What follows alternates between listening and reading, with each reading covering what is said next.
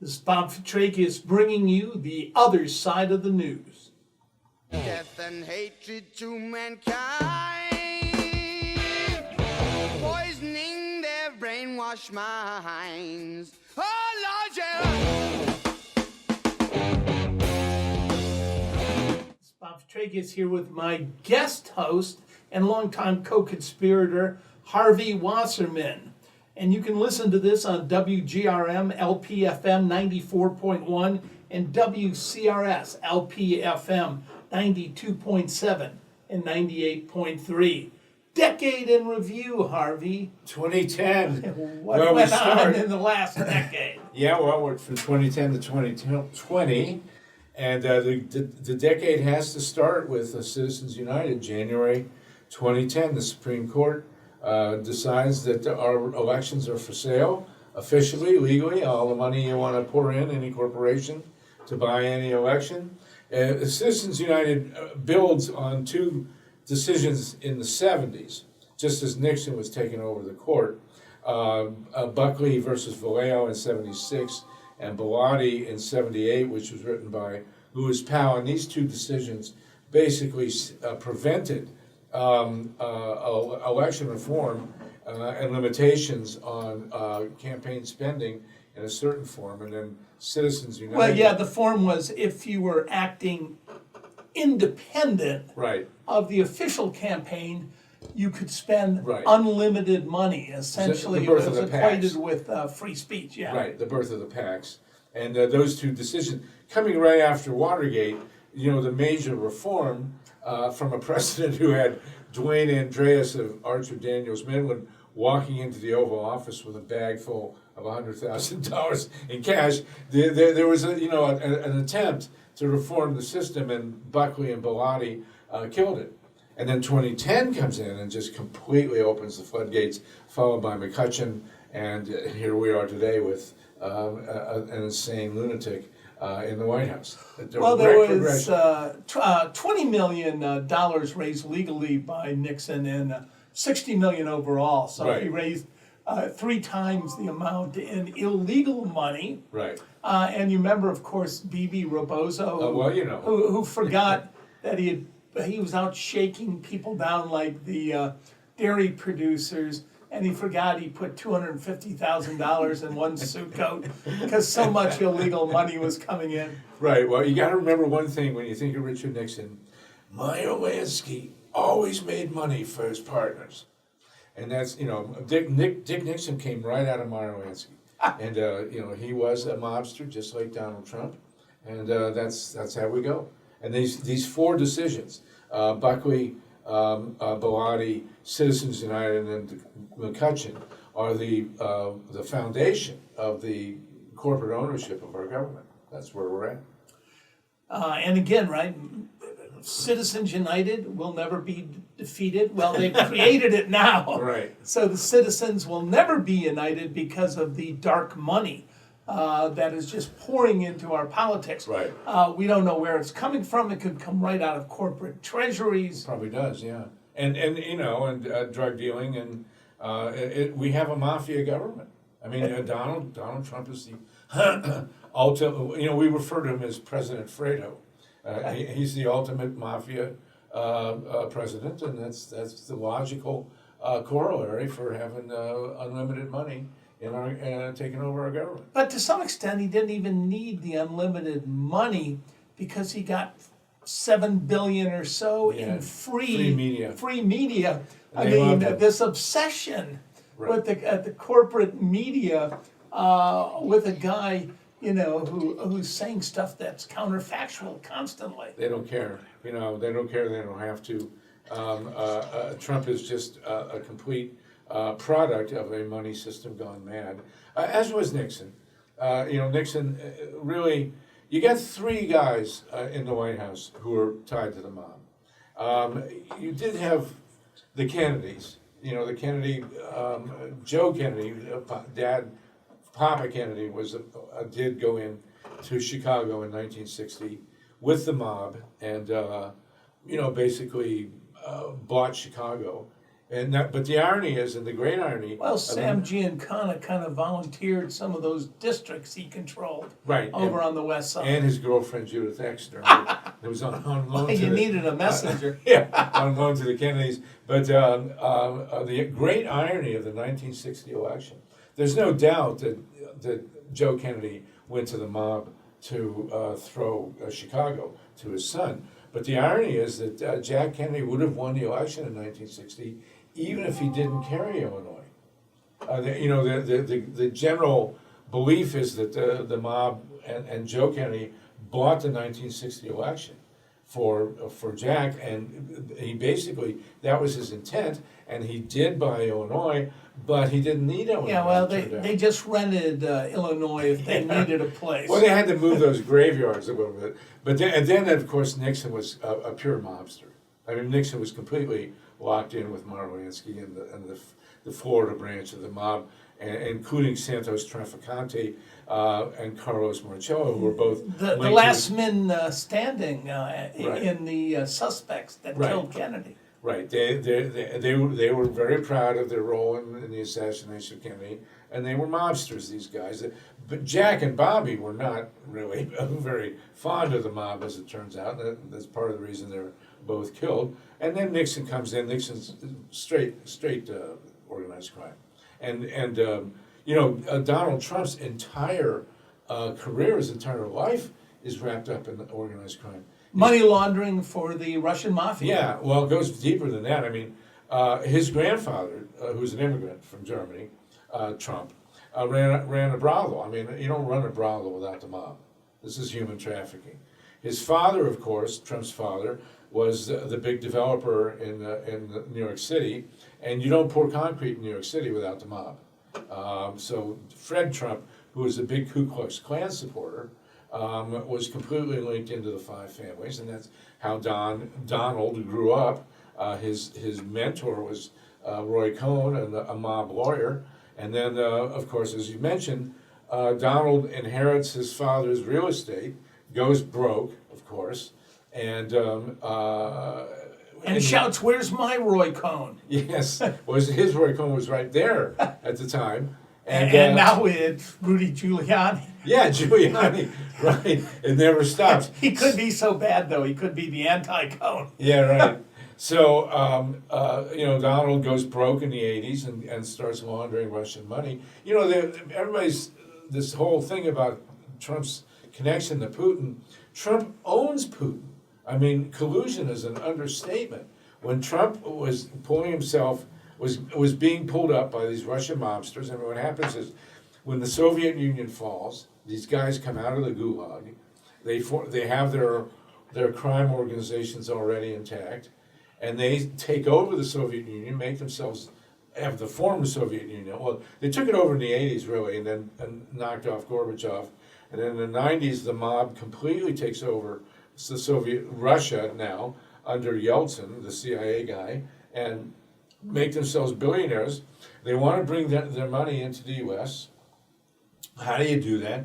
You find a bankrupt guy with real estate and mob Hopefully connections. casinos. Yeah, and casinos and luxury hotels. Exactly. And a developer who can hide a lot of money in building.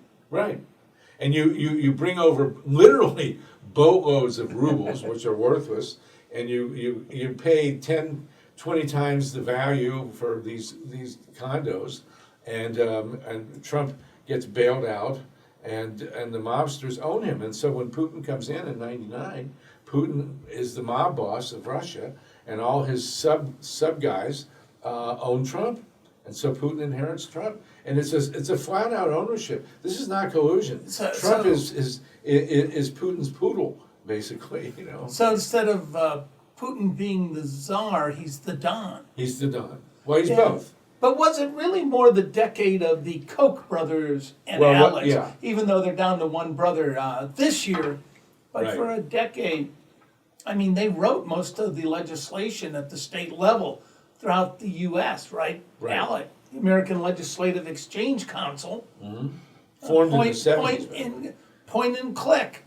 Right. Well, what happens in the 2010 election is that they figured out that Alec and the Koch brothers took a map. It's called the Red Map, and they just picked the districts that they needed to carry to flip the states, one by one by one. And it was called the Red. In my history book, the Spiral of U.S. History, they picked the key districts in the key states, and they took over the redistricting process in 2010, and they flipped the whole election, and they flipped the whole country. And so with Obama, who got in 28, and Obama had control of both houses of Congress. At one point he had 60 senators and a filibuster-proof majority. Basically did nothing except get us into Afghanistan. I mean, they did do ACA, and they did do the stimulus package. Well, in the previous decade, 2009, he did do the coup in Honduras. Yes, that's right. And he got us in deeper. 2011, regime change, killed Gaddafi and Right. inflamed the entire North African Started area. the whole refugee crisis into Europe. Jihadism. Right, but here he gets the Nobel Prize, which I thought was the Nobel Committee trying to bribe him to be peaceful.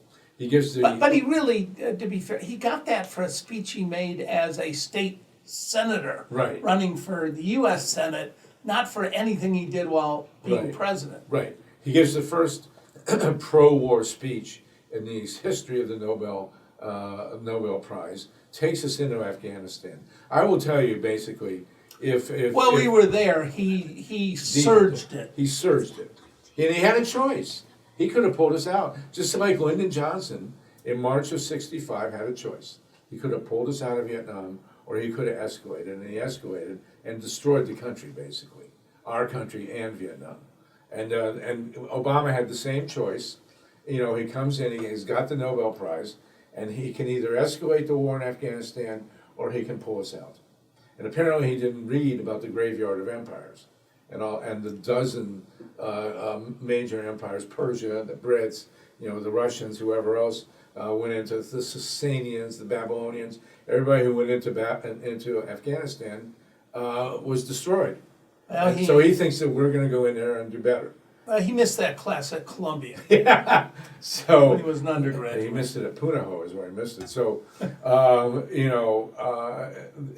and Hillary Clinton, they had the option. They could have changed this country if they'd have pulled out of Afghanistan and ended the endless war.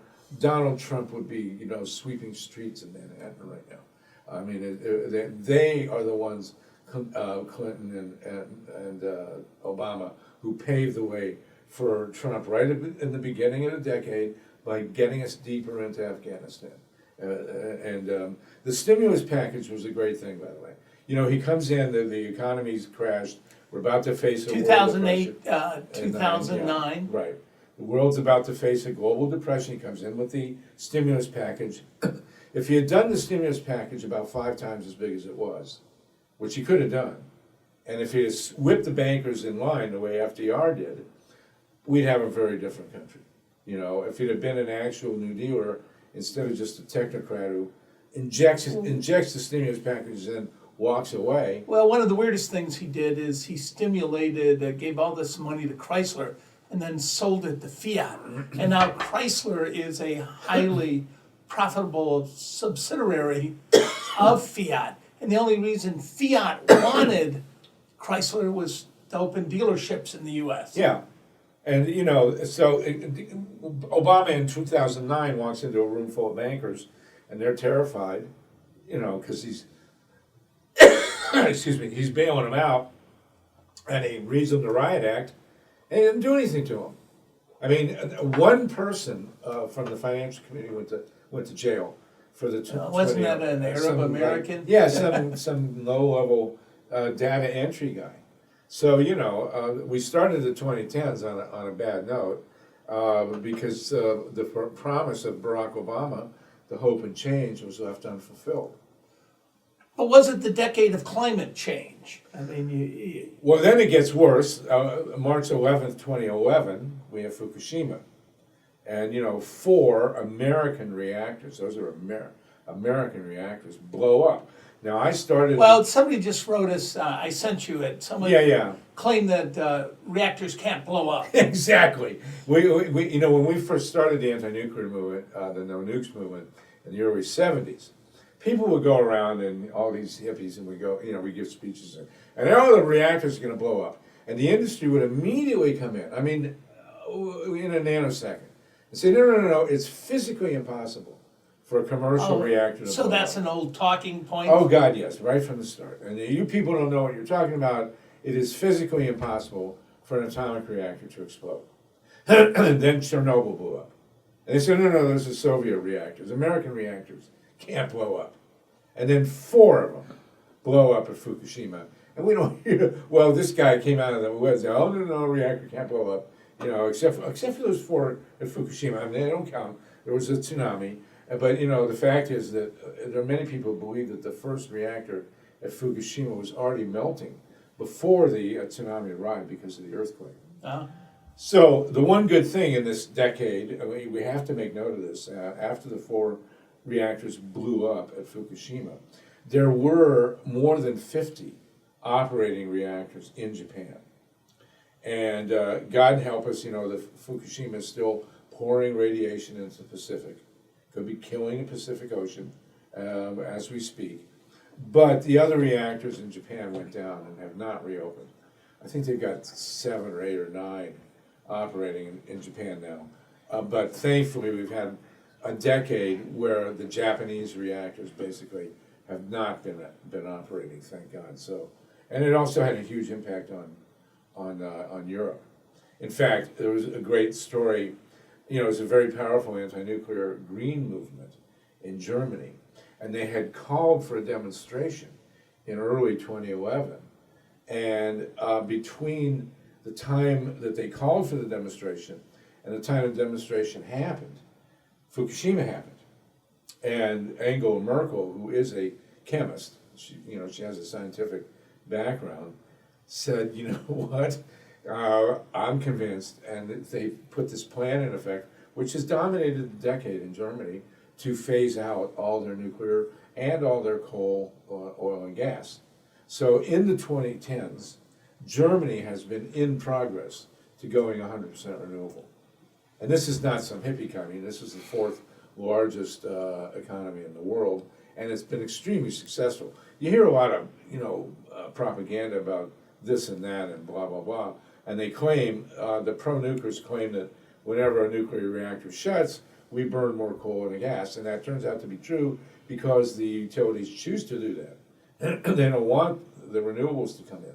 All nuclear plants, and we learned this in the 2010s, all nuclear plants, all coal, all oil, and all gas, or what I call King Kong, coal, oil, nukes, and gas, can all be replaced by renewables. Cheaper, cleaner, safer, more reliable. So that's a big lesson from the 2010s.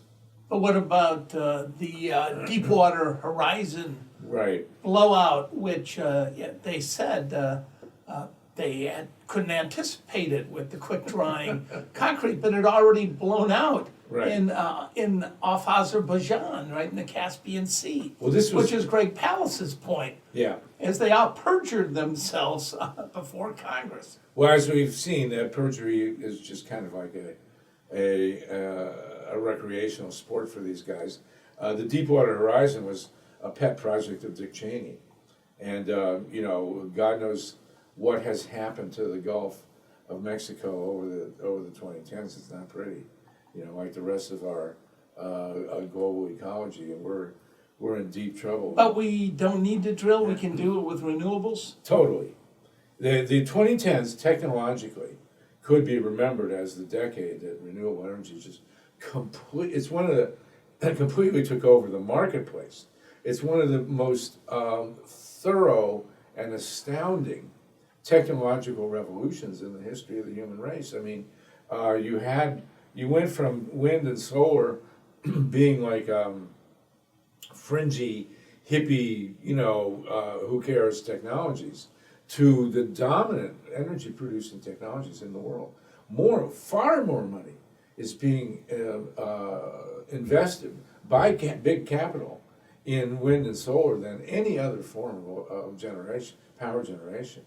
And of course, with the rise of Elon Musk and Tesla, you know, in the 2020s, we will transition entirely to electric vehicles, totally. I mean, you will, in 2030, I'll tell you right now, in 2030, you will not be able to buy a gas-powered car. Not only because they'll be illegal, but also because they'll be completely outstripped.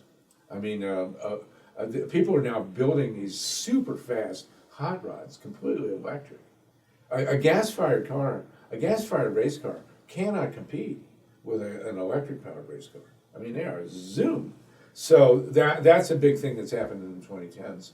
And the fruition, if our species makes it, which is really, you know, a question at this point, by 2030, we will not be burning any fossil fuels anywhere. But the 2010s, though, in many ways were the decade of fracking. Fracking is, you know, if you want to define the human race committing suicide, fracking is it. I mean, and you know, here in Ohio where we're recording, fracking is huge, along with Pennsylvania. Josh Fox has done great work on this, but fracking is a horrible nightmare, horrible. But you've seen the coal has really gone pretty much. We still have uses for oil in the, of course, in the vehicular industry, and that's going to go away. But coal in the 2010s pretty much is on its way out very rapidly, actually. So that's a big plus. But you know, I think in the 2010s we had to confront the reality that the human race might not make it. You know, we faced that with the atomic bomb. Thankfully, they haven't gone off. People have not figured out how dangerous nuclear power is. I think, unfortunately, we're going to have more meltdowns, more explosions, and they are apocalyptic. But this is the first time now, with ecological reasons and with this wave of extinctions, that we are looking very seriously at the possibility that we're just not going to make it. The human species is just not going to be able to sustain on this planet. But what do we make of the rise of nationalism in Europe and in the United States and these mass shootings, the rise of white supremacy, white nationalists? Well, we got a tough transition here. You know, I blame it basically on the failure of the corporate Democrats to deliver real social change. Well, you know, what they delivered were Republican policies, right? Neoliberal free trade and neoconservative foreign policy. Well, in researching my history of the United States, I really had to come grip to my spiral of U.S. history. I had to come to grips with how bad the Clintons really were. I mean, in 1992, you have, in the 1990s, to go back 2 decades, you had two of the greatest economic windfalls ever to come to the United States. The end of the Cold War and the computer revolution. I mean, we should have been the richest country, well, we were the richest country the world had ever seen. The Clintons are elected with the promise of social change, and they come in there and, you know, they triangulate. They play the diversity card, but they don't deliver any. So you cannot look at the 8 years of Bill Clinton's presidency and point to a single lasting social program that he put into place. Bill Clinton's sole contribution to the American dialogue was a national discussion of oral sex. I mean, it's the only thing that came out of the Clinton administration. He did one thing, he did broker the peace in Northern Ireland, which is great, and he should have got the Nobel Prize for that. But forget about the rest of it. I mean, they were completely worthless. And then 96, he ran on putting 1 million more police on the street. Yeah, exactly. He federalized the drug war. Exactly. They put it puts between 600,000 and 800,000 additional people into American prisons. It was the biggest jump in the prison population in the history of the United States, from 1.2 to 2 million. Worse than Nixon's war on drug and of course zero tolerance from Ronald Reagan. Well, you know, Nixon just got it started. You know, and Nixon was very, you know, we've got that great quote from John Ehrlichman. The Nixon administration was very clear internally that they couldn't have cared less about marijuana, and they knew perfectly well that marijuana was not a dangerous drug. It was just an herb, and there's not a single recorded instance of anybody dying from an overdose of marijuana. All that was happening is they went to the grocery store, ripped into the cupcake section, and got overweight from smoking too much pot. But, they knew that the war on drugs was the biggest disenfranchisement campaign in American history in the 20th century anyway, dating back after slavery and after Jim Crow in the South. It was, as Michelle Alexander said, the new Jim Crow. So the whole drug war was a pretext to deprive the black and young, youthful communities of the right to vote, and Hispanics. Which and is it was what, very successful. What Ehrlichman, as you pointed out, said it was. Exactly. And then, 41 million arrests, $1 trillion, and what they did was they kept the black vote at bay. But 2010, what happens now in the 2010s, is the rise of the millennials. And this is what's critical in American history, and this is what hopefully will define the politics of the 2020s. The millennial generation, born from the early 80s to the early 2000s, is 85 million people. It's bigger than the baby boom, especially now that all the baby boomers are dying off. So the entire politics of the 2020s is going to have to be set by the millennials. That's why the corporate Democrats are who really have to be overcome. The corporate Democrats selling this sort of moderate, BS. If you look at the Clintons, Al Gore, John Kerry, Nancy Pelosi, Chuck Schumer, the whole Obama, who keeps pointing out that he's now not mentioning who should run, but talking about moderate policies. But the corporate Democrats, basically in the 1990s we were looking at two revolutions. 1960s actually, we're looking at two revolutions. We're looking at ending the empire. This is for the baby boomers. Ending the empire and transforming the culture. And we did transform the culture. The counterculture pretty much won, didn't it? We won. Absolutely, we won. It took 50 years. Sexuality, right? Drugs, transgender, race, feminism. The baby boomers did transform the culture, but we got nowhere with the empire. And that's what the millennials are getting. But what do we make of the last decade and the Me Too movement? Great. Is that, It's a great thing. It's a transitional point from the baby boomers to the millennials. And you have the squad in Alexandria Ocasio-Cortez, and younger people, homosexuality is no longer an issue. You've had a campaign for the presidency by a gay guy. As the millennial bumper sticker says, mean people suck. So telling someone who they should love is just mean. It's just mean. So that part has changed. It's not a total victory, obviously. You still got plenty of reactionary cultural stuff out there. But well, it's being fought out in the court system, the Supreme Court. Right. Can private employers discriminate against lesbian, gay, bisexual, trans? Right, and you have gay people? marriage approved by a conservative judge from San Francisco, Canada, who then left the court, but here we go.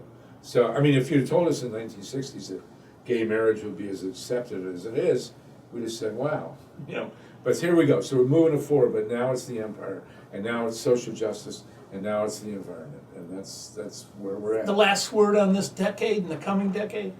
It's up to the millennials. The millennials have to do to the empire what the baby boom did to the culture. You heard it here on the other side of the news.